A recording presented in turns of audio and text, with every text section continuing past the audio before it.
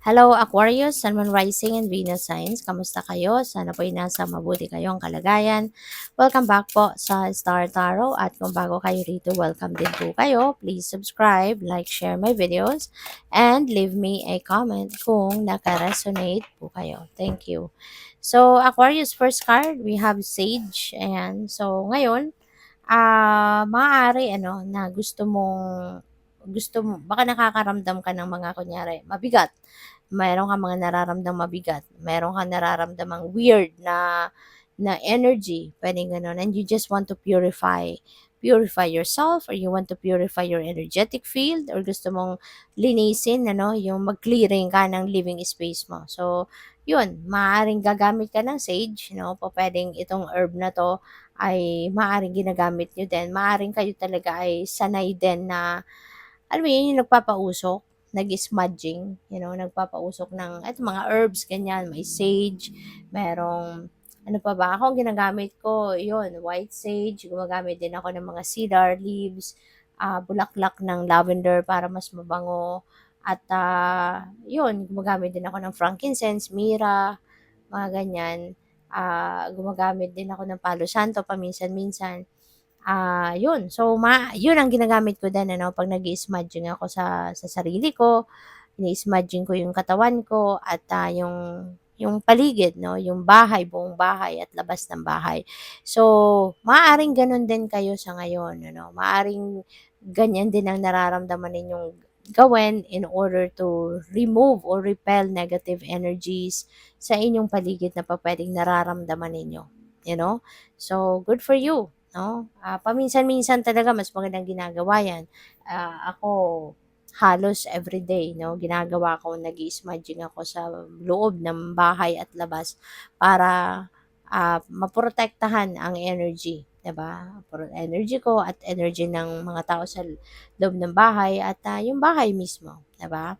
So, what else? We have basil. Ayan, wow, ang ganda, Aquarius.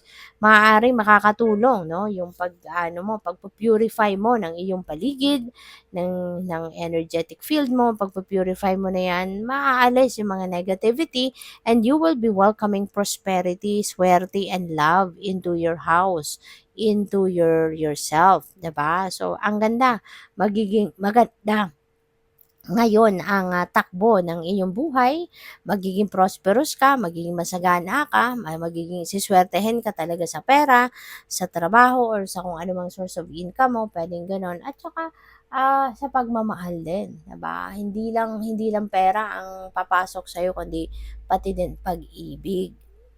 Or kung ikaw ay nasa current relationship na, so pupuwedeng 'to, pupuwedeng mas kumbaga ma-intensify pa 'no, siguro yung relationship ninyo, yung pagmamahalan ninyo ng inyong person. Kaya napakaganda lang. So we have preserve, ayan. So meron tayong security, pupuwede 'no na yung security na 'to could also be seguridad 'no, pagdating sa inyong relasyon.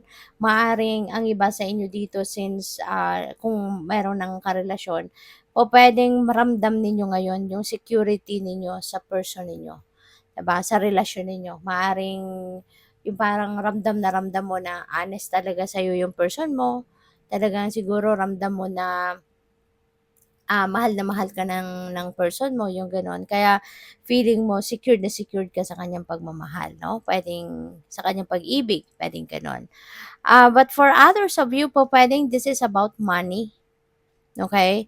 Pupuwedeng ang iba sa inyo may tendency na siguro nagwa-one day millionaire, 'di ba? Once na meron dumating na pera, alam mo 'yun, ang daming naiisip 'no, na pagkakagastusan, puwedeng gano'n.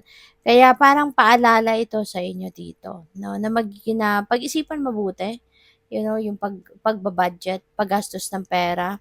Maaaring kailangan ninyo na magtipid-tipid 'no, puwedeng gano'n. Kasi pupuwedeng meron kayong kailangang pagkagastusan in the near future na maaaring puwedeng pag-ipunan niyo na 'yan sa ngayon habang kayo ay maraming perang puwedeng dadating sa inyo. I-manage na ninyo ng maayos yung inyong pera, na makapag-save kayo, makapagtabi na kayo ng enough na pera para doon sa kung ano man yung, ano ninyo, future, na pagkakagastusan, no? Kung ano man itong pinaplano ninyong puwedeng siguro, baka meron kayong kailangang bilhin, meron kayong kailangang bayaran na naka-schedule na, yung mga gano'n. Or po pupuwede rin ano, na this is food security, this is also financial security na kailangan ninyong, gawin or tugunan 'no, sa ngayon. Kaya yun din ang maaaring paalala sa inyo. So, by the way, maraming salamat for subscribing, and if you haven't subscribed yet, subscribe na kayo, and also maraming salamat din for not skipping the ads. Malaking bagay yan sa akin, and also please click the join button sa baba ng video kung gusto niyo na mag-join kayo sa membership. Okay? Salamat po. So, we have a leg up. Ayan, napakaganda nito, Aquarius, kasi ano man ang iyong sitwasyon, 'di ba? Kung kunyari, medyo kailangan ninyo na suporta, physical man na support, financial support, or emotional support, maganda rito, meron ng tao, no, na talagang tutulong sa'yo. Merong nandiyan diyan na handang dumamay sa'yo, handang umagapay sa'yo, handang sumuporta sa'yo. You know, kaya maaring kailangan mo lang na mag-reach out when you need help, when the need arises, na kailangan mo ng tulong, or just reach out to those people. No? Kasi ramdam mo naman kung sino yung mga tao na po pwedeng makatulong sa'yo, or mga taong handang tumulong sa'yo. Diba?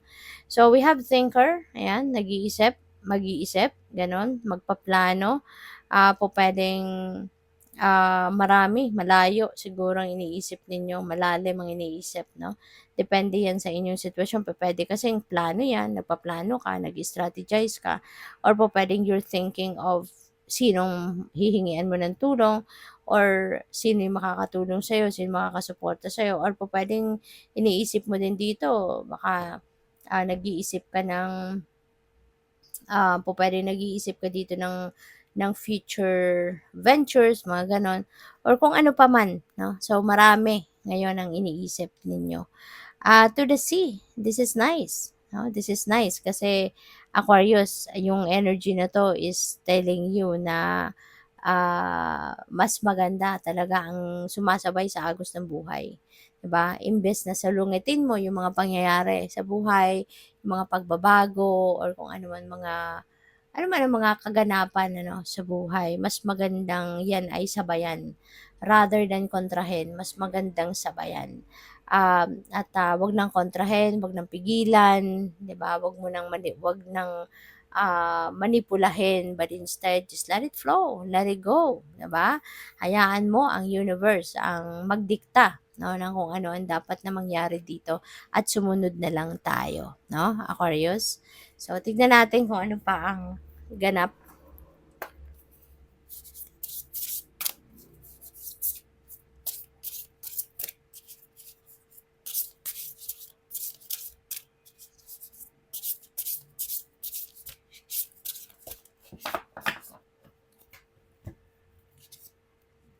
So, we have Euclid stone.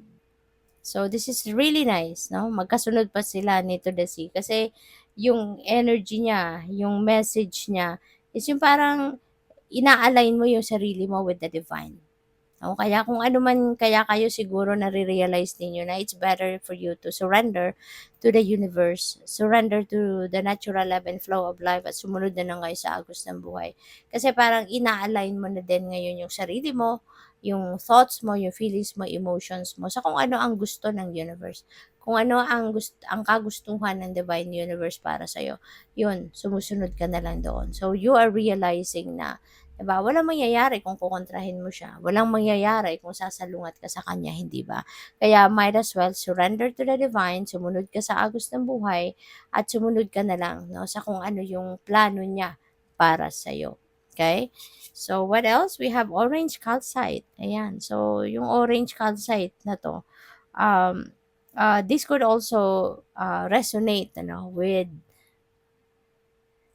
the sacral chakra, which is the second chakra, or ito yung energy center natin that governs creativity, that governs sensuality, intimacy, yung gano'n sa relationships. Kaya po pwedeng may ganong ganap, no, ang iba sa inyo. Baka ang iba sa inyo medyo baka nagkukulang, baka may may kulang, 'no, sa inyong relasyon at maaaring yung intimacy hindi mo na 'yan na nabibigay sa person mo, maaaring hindi ka na nagkakaroon ng quality time na kasama ang person mo, pupuwedeng gano'n ang ganap, 'no? For others of you, 'no, in terms of creativity naman, baka this is, the time, 'no, na baka magkakaroon kayo ng meron dadating dito na opportunity sa inyo wherein magagamit mo or mapapractice mo or maso-showcase mo yung creativity mo, 'di ba? Baka magsisimula ka dito ng puwedeng magsimula ka dito ng bagong proyekto, bagong trabaho wherein may express mo yung ano mo, yung creativity. May express mo yung artistry mo. So, pupuwedeng may gano'ng ganap dito, 'no? So, good luck. So, we have, carnelian, ayan. So, si carnelian, maganda rin ito kasi this is also about confidence, 'di ba? So pagsamahin mo yung opportunity mo ng creative endeavor, 'di ba? May mga creative project siguro kayo na pupuwedeng gawin sa ngayon, samahan mo 'no ng confidence sa sarili mo, 'di ba? Samahan mo ng ano mo, tiwala sa inyong sarili, sa inyong kakayanan, ay talagang makakasiguro ka na magtatagumpay ka diyan, 'no? Lalo-lalo na na meron tayong good luck, 'di ba, na energy.